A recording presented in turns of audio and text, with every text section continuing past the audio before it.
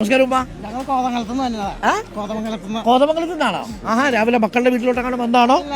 Beach കാണാൻ വേണ്ടി വന്നാ? എന്താ ചെയ്യണേ? കൂലിപ്പണിയാ? അവിടെ കോതമംഗലത്താ വീട്? എന്താ പേര്? എന്റെ പേര് കരീം. ഷജീന.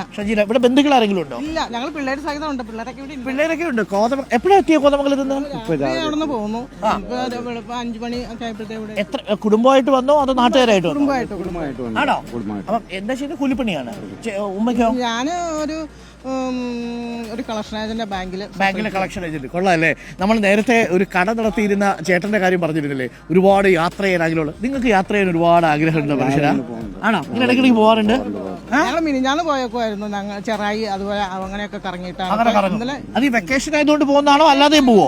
വെക്കേഷൻ ആയതുകൊണ്ട് കുട്ടികളൊക്കെ ഉണ്ട്. ഇല്ലെങ്കിൽ ഞങ്ങൾ ബൈക്കിനാ പോണേ. പൊളി. ഞാൻ പേരൊന്നുകൂടി ചോദിക്കട്ടെ. കരീമും ഷജീനയും. കരീം ഷജീന എത്ര വർഷമായി കല്യാണം കഴിച്ചിട്ട് കൂടെ കൂട്ടിയിട്ട്? 88 അല്ലേ? അപ്പൊ ഏകദേശം 88, 12, 37 വർഷം അല്ലേ?